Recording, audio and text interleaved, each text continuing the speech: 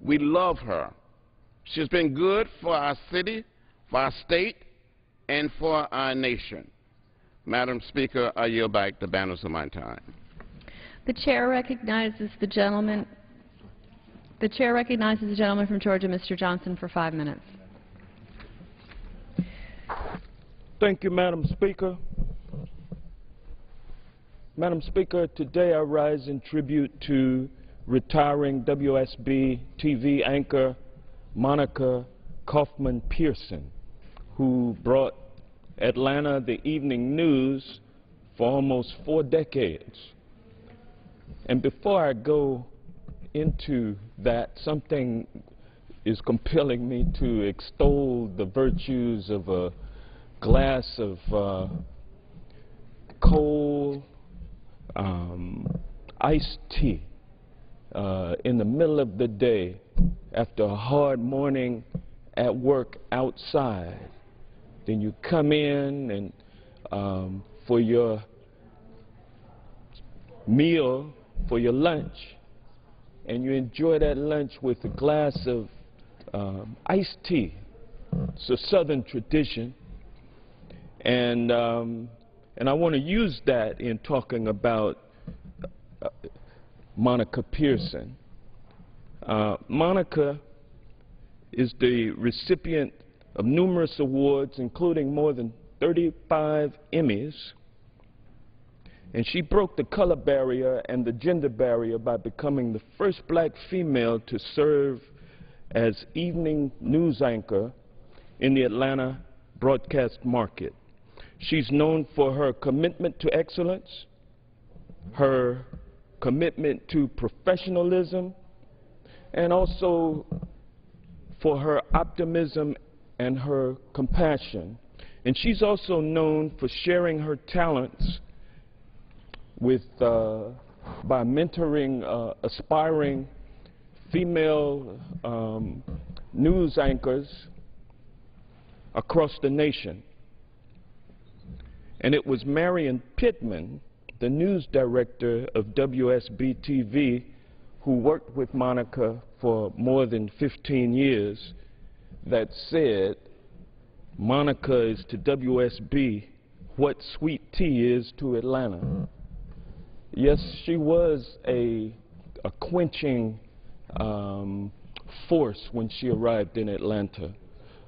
It was at a time where Atlanta had recently elected a blunt-spoken man of action, Maynard Jackson, as the mayor of Atlanta. It was a time of transformation. And at those kinds of periods, you have a lot of turmoil going on among people. One group losing control, the other group taking control. And it was difficult moments during that time politically, and people were polarized and divided. And then Monica arrived on the scene, a young, beautiful, personable, non-threatening, cheerful person. WSB-TV did something that was revolutionary. They made her the first African-American and the first female to have that evening news slot. And boy, I'll tell you, you're talking about a glass of iced tea in a hot time. That's what she was. Monica was so enthusiastic, she still is, upbeat, and she just lit up the TV screens. I personally just couldn't keep my eyes off of her. She was so cheerful. Her laugh and her smile are still infectious. She continues to light up Atlanta. She created and hosted one of the most remarkable interview programs anywhere in the nation, Monica Pearson Close-Ups. She interviewed world leaders. elected officials and celebrities, and many of the people that she interviewed were just astonished at the depth of her preparation for the interviews. While we are all wishing her Godspeed in her well-deserved retirement, we can take heart that she will continue to be a fixture on the Atlanta scene, always ready with a smile and an insightful word. Monica Pearson is and will remain an Atlanta treasure and a glass of good cold iced tea. I yield back. The chair recognizes the gentleman from Maryland, Mr. Sarbanes, for 5 minutes. Thank you, Madam Speaker. This week we're marking the 2nd anniversary of the passage of the Affordable Care Act. And I wanted to take a few minutes to speak to a number of groups that have benefited from the health care reform, a reform which I strongly supported. If you think back to the time of the debate 2 years ago, it was at the height of hearing stories about people across the country, millions of people who were struggling to access the health care system. So let me speak to the struggles of 2 or 3 particular groups. Many adults across the country had had the experience of trying to get health care coverage, health care insurance, and discovering that because they had a pre-existing condition, as it's so called, that they would be denied that coverage. And if you look at some of the policies, even today, you can see that the list of pre-existing conditions is a long one. You don't have to have some kind of exotic disease or condition, diabetes, hypertension, other things that plague millions of Americans across the country could be the basis for an insurance company denying coverage to you. As difficult as that experience was for many adults to have when they went to try to purchase coverage because they had a pre-existing condition, the most heart-wrenching stories we heard were of parents who had a child that suffered from a pre-existing condition, and that child was unable to get health insurance coverage. It literally was tearing the hearts out of families across this country. One of the things that the Affordable Care Act put in place was a prohibition against denying coverage for children based on a pre-existing condition. That is now law as a result of the Affordable Care Act. And those who argue that we should repeal the Affordable Care Act, I cannot believe that they want to go back to a time when a family would have to look at their child who had a pre-existing condition and know that they couldn't get coverage, couldn't provide health care for that child. I can't believe that we want to go back to that. A second group that benefited are young people, many of whom, after they graduated from college, could no longer stay on the health insurance plan of their parents because it wasn't provided for. Under the Affordable Care Act, if you're a young person, you can now stay on your parents' health insurance plan until age 26. This is making a huge difference for millions of Americans across the country. Already, hundreds of thousands have taken advantage of the opportunity to stay on the insurance plan of their parents, which means that young people, many of whom think that they're invincible, but then something happens to them and they need that health insurance coverage, now they'll have it. It's still in place because under the Affordable Care Act, there's now a requirement that health insurance plans cover young people until age 26. I cannot believe that those who want to repeal the Affordable Care Act want to go back to a situation where millions of young people can't access that health insurance coverage. And let me talk about the third group, our seniors, who 2 years ago were dealing with the situation of having to come out of pocket for prescription drugs because of the so-called donut hole under the Prescription Drug Benefit Program. And under the Affordable Care Act, we put in place the opportunity now to begin closing the donut hole and making sure that seniors who are in the donut hole have access to a 50% discount on prescription drugs, brand name prescription drugs. So now our seniors, many of whom before were having to make a choice between, do I cover the cost of food, do I pay the rent, or do I cover the cost of my prescription drugs, because they were having to come out of pocket. Now many of them don't have to make that terrible choice because of the assistance provided by the Affordable Care Act. I cannot believe that those who are urging repeal of health care reform want to take our seniors back to a place where they have to make that terrible choice between whether to cover the rent, buy food, or pay for their prescription drugs. So, Madam Speaker, there are so many good things already in place as a result of the health care reform, and I cannot believe that those who want to repeal it want to deny our children, want to deny our young people, want to deny our seniors the benefits that it provides. I yield back.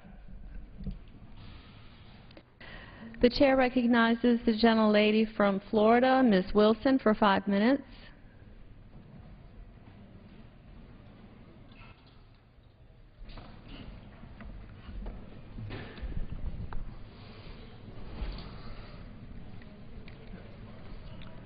Thank you, Madam Speaker. Madam Speaker, Trayvon Martin was a 17-year-old young boy who lived in my district and attended school within walking distance of my home. I have known his family most of my life, and they are pleading, begging, crying for justice. The whole city of Miami is pleading for justice as they try to remain calm. Every day, I will come to this floor and announce to America how long justice for Trayvon Martin has been delayed by using this charge. Today marks the 25th day. Trayvon Martin was murdered 25 days ago, and still there has been no arrest. The evidence is overwhelming. Every single day, new evidence emerges, and still there is no arrest. To date, the FBI, the DOJ, the Florida Department of Law Enforcement, FDLE, and the state attorney's office are all involved in investigations surrounding his death. And still, there has been no arrest. What does it take? What more does it take? The eyes of people pleading for justice in this Congress and everywhere I go are watching Sanford, Florida. The grand jury has been selected, and the grand jury is not reflective of Trayvon's family nor Trayvon. That must be corrected immediately. I've heard from Trayvon's family. I've heard from his brother, his uncle, his classmates, his teachers, community leaders, the school superintendent. I even spoke to his mother again late last night. Everyone is calling for justice. What happened to Trayvon was a classic example of racial profiling, quickly followed by murder of our dear, sweet Trayvon Martin. Do you know that it took 3 days, 3 whole days, for the police to release Trayvon's body from the morgue to be shipped to Miami for burial and the funeral? Simply because the police department would not submit the necessary paperwork. Sanford police, do your duty. Arrest the murderer today. 25 days is much too long. We must stand up for justice. We must stand up, Trayvon, and we must stand up for our children. I yield back my time. The chair recognizes the gentlelady from Florida, Ms. Brown, for 5 minutes.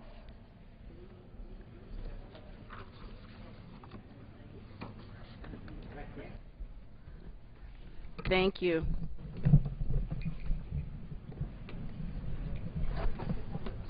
Oh, Thank you. Before I begin, let me just mention that today visiting us in the Capitol is the former mayor of Jacksonville, Mr. Payton, and I want to welcome him to his capital. And I want to thank the gentlewoman from Miami for her comments, and really all of our colleagues from both sides of the aisle. This is a very tough time for us, coming from being the representative from Sanford, Florida. I want to commend, first of all, the mayor, Mayor Tripley, and the county commissioner, Ms. Williams, and the city manager. We met Friday for over 5 hours discussing what we could do to bring some kind of clarity to this situation. This is a tragic situation, and having met with the family, met with the mother, it was very, very difficult to talk with the mother and father and know that I truly feel that justice have not taken place.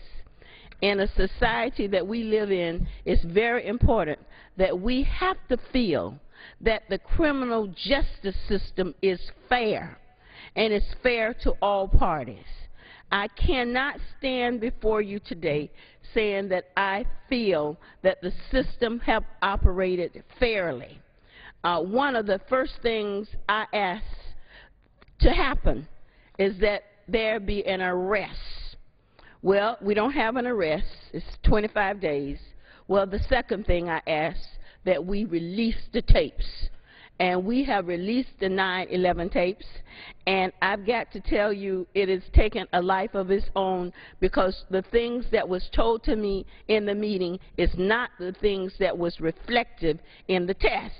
And so you have the media looking into it, and I call them the fourth branch of government.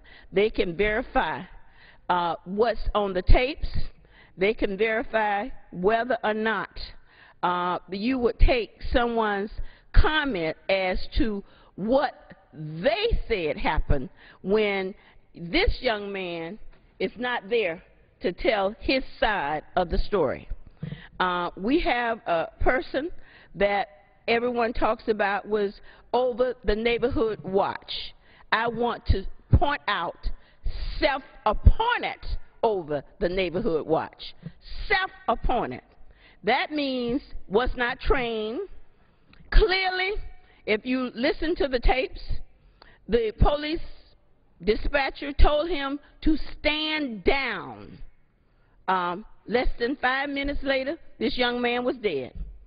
He was just walking at the time, and he was a black African-American that on the tape said looked suspicious. It was raining, and you looking suspicious in a neighborhood, just walking on the sidewalk.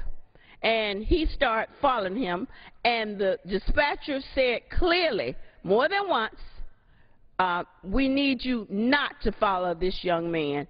We are on the way. We will handle it. Less than 5 minutes later, this young man is dead.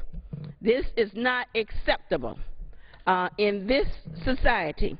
I have asked that the Justice Department, and I want to thank all of the Tri-Caucuses for weighing in on the importance of having an independent investigation, and that's the Justice Department. And they have committed that there will be no stones unturned, and that they will look into what has happened as far as the violation of his civil rights, whether it's a hate crime. But in addition, we want to make sure that we have an independent review of how the police force have handled this situation. I have some grave concerns when I discuss at some of the things that has happened. For example, he was drug tested, and he was tested whether he had any alcohol in his system. Yet the person that did the shooting was not tested in any mannerism. No drug tests, no alcohol tests, no lie detector test. It's just his word that he felt threatened. So therefore, he shot to kill. That's unacceptable. We are a better society than that, and we are going to work to make sure that this will never happen again. To whom God has given much, much is Time has expected. expired. I yield back the balance of my time. Pursuant to Clause 12A of Rule 1, the Chair declares the House in recess until noon today.